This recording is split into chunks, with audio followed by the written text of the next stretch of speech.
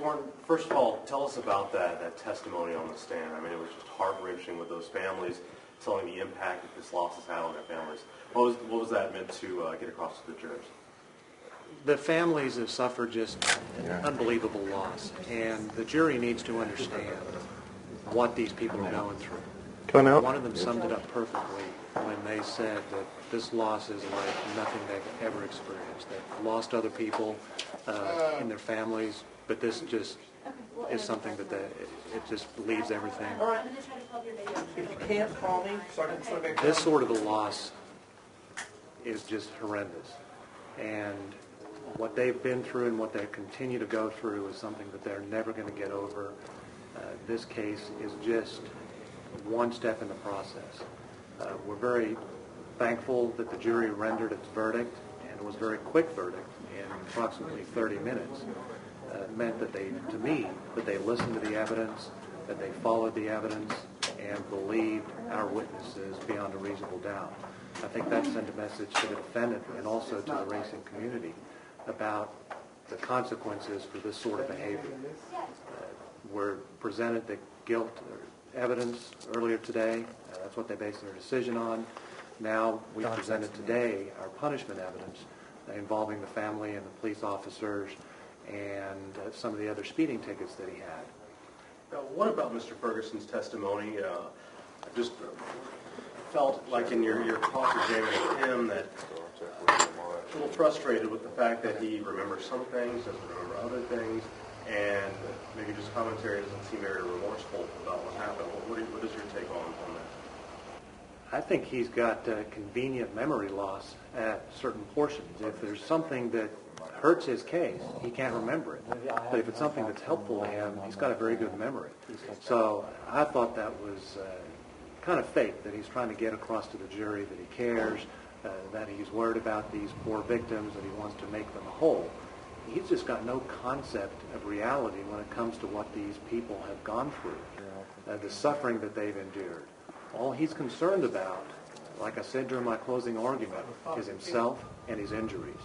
And that's what the defense's whole case has been, is about how he suffered such horrendous injuries and how he's going to get on with his life and how he's going to help people out.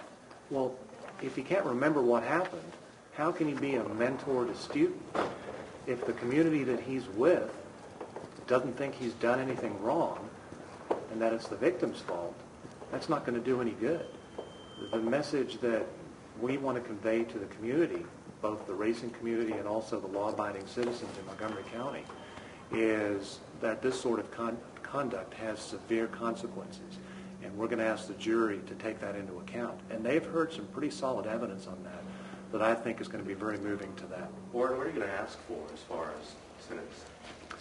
I'm going to ask the jury to render a sentence that is commensurate with this sort of a crime. There was testimony today by a hardened DPS trooper that's responded to hundreds or thousands of serious crashes, and she testified that this is the worst she's ever seen. She can't sleep at night. These memories will forever be imprinted in her mind. And that says something. When you've got a DPS trooper, a supervisor, that this case has affected that much. So What do you think's commensurate? A significant sentence.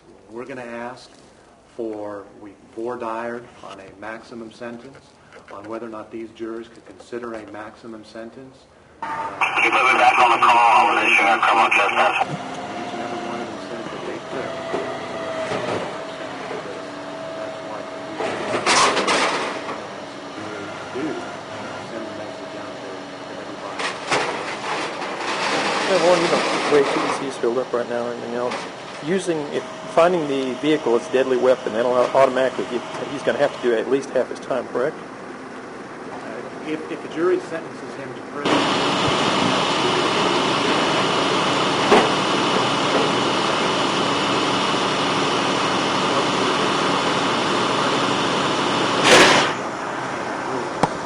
about 135 miles an hour and T-boning a kid is going to result in suicide damage. The jury saw that, and I'm really thankful that they did and sent that message to the defense. How's the family feeling about this whole thing, seeing the verdict today and all? nothing's ever going to make them happy. This whole case is not about making people happy or fixing people. It's about making sure that people's actions have consequences. They understand that. I think it's a chapter in the rest of their lives that they'll be able to put behind them, specifically the trust. But everything that's happened to them, they're never going to be able to move on. Always going to be suffering because of this. They have been given a life sentence. 15 to 20 years in prison for the defendant, if that's what the jury decides to give, is nothing compared to what they're going to have to do.